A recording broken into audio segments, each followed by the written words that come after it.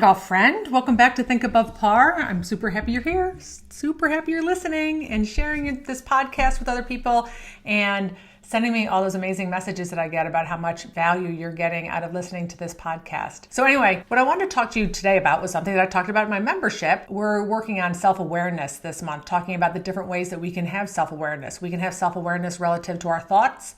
We can have self-awareness relative to situations. Like every time I tee off, that would be the first hole. I have this series of events that happens.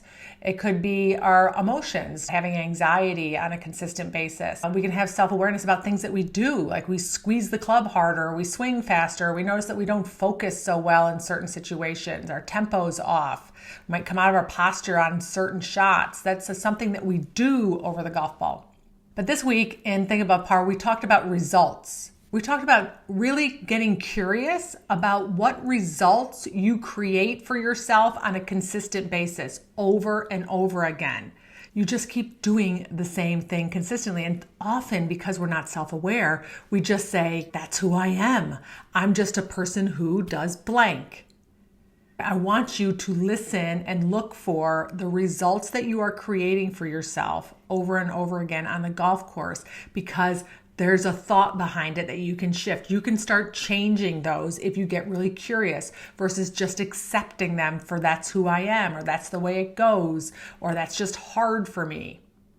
What I want to do here in the time that we have together is I want to share some results that you might recognize, or you might recognize it in other people. And then you get an opportunity to look at yourself and say, I wonder where I might be doing something similar to that. Ironically, a common theme that came up, and I must do a podcast on this just separately, was par threes. Struggling off of a par three or certain holes or certain numbers. So I want you to pay attention. Do you struggle on par fives? Maybe par fours, par threes? Do you say to yourself, I just never hit the green on a par three? I always make a big number on a par three. Anytime you're hearing the word always, by the way, that's a red flag, right? So listen for that. It could be a certain number hole. I had this come up in one of the index cards. It was just 6 and 11. I struggle with those two holes every single time. I pull them left. Those happen to be par threes, but there's certain numbers. I pull it left every single time. That's just who I am. No, we got a thought behind it. We get to shift that. You get to create a different result. You get to think about it differently. Because what happens is there's a thought behind it that you're thinking over and over again, and it becomes a self-fulfilling prophecy. And when it becomes a self-fulfilling prophecy, meaning maybe the thought is, I always hit it left on this hole. I never play this hole well. This hole is hard for me. I never hit par threes. Your brain wants to be right. And when your brain wants to be right, it's going to say, see, here we go. We did it. Yay. And then you build more and more evidence of the thought. So then the thought becomes really ingrained in your brain, like in cement. And it becomes very hard to shift because you will argue for the thought. You'll say, yeah, but I have so much evidence. I haven't hit this green in the last 20 times I've played it. So I'm right. Our brain likes to be right. And as humans, we like to be right. But you get to decide also, do I want to keep it? Is there maybe something else I can think about? Is there a different way to look at this? How could I be wrong about this? How could I do something differently on this hole in this case?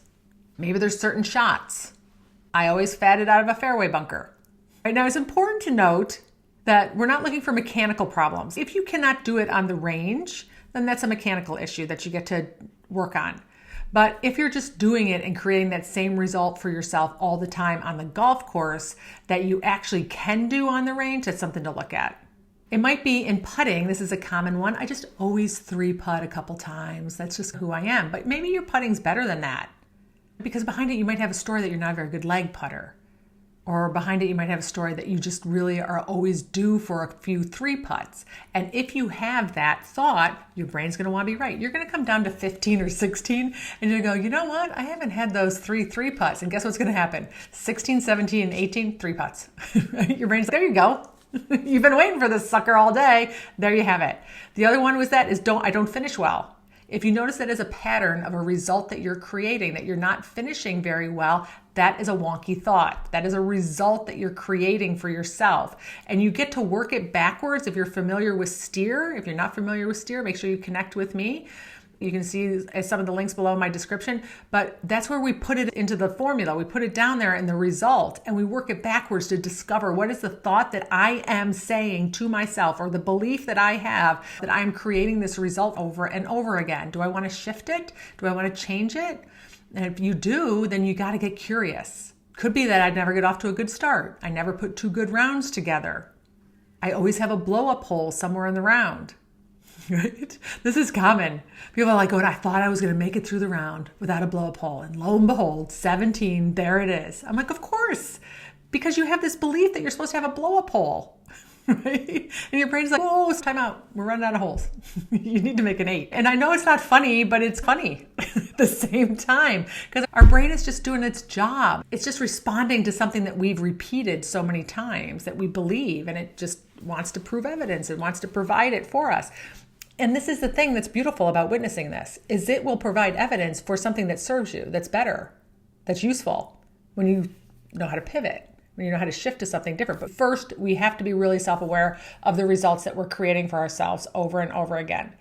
Okay, so let me give you a few other examples. You might say that you don't play very well with a partner. You don't play very well in a best ball, or maybe stroke play. You never play well in the club championship. That's a result. You never played well in one-day qualifiers, whatever it might be for you. So there might be formats of tournaments that you just say, I don't play well in these. You might say that I always hit it in the junk, like the desert or in the bushes or in the trees on certain holes. I never get over the water. I never play well in the rain or the wind or with certain people. You might find that it's a club that you don't hit well, a certain club, like your 5 rescue, your 3 wood, right? Let's get curious. Is it something that you have a wonky thought behind it? It could be the club, could be the equipment, but if you can do it on the range and you hit nice shots, but you're on the golf course and you take out your 5 rescue or your 3 wood or whatever club and you just hit these big old duck hooks that are out of the ordinary, there's something to look at, right?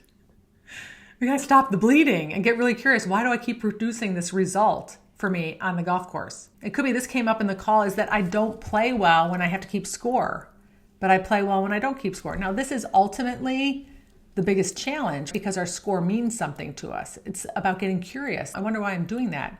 It's not just surrendering to, I'm just a person who doesn't play well in tournaments. Let's find the thought behind it. What are the emotions that you have when you're playing golf? And if you're playing well when you're not keeping score, then it's totally 100% possible that you can play well when you're keeping score. It's just the thoughts and the importance that you put on your results and your score that is keeping you from creating those results. It could be other people, certain people, like Betty. I always pick on Betty. Like, I just never play well with Betty. And you just surrender. That's just who I am. I don't play well with Betty. No, that's a result that you create for yourself from a thought that you have about Betty and about playing well. And it becomes a self-fulfilling prophecy for you. Okay, my friends, so what I want you to do is I want you to look for the results that you have been creating for yourself over and over again. Using the list of things that I suggested here, take a look, because that's an opportunity for you to break that pattern. I don't want you just to surrender to it. I don't want you to say that's just who I am. I'm just a person who has a blow-up hole. You can still be cute and not have a blow-up hole is all I'm saying. So look for those results that aren't serving you, and let's work it backwards and find the thought in there that is not useful, that becomes that self-fulfilling prophecy, and you get the opportunity to shift that. And if I can help you, if you want to learn more about how to do that, make sure you look at all the links below where you can connect with me. You can go to kathyhartwood.com for some of my programs or jump on a discovery call with me. I'm happy to help. All right, my friends, have a beautiful week, and I'll talk to you next Wednesday. Bye.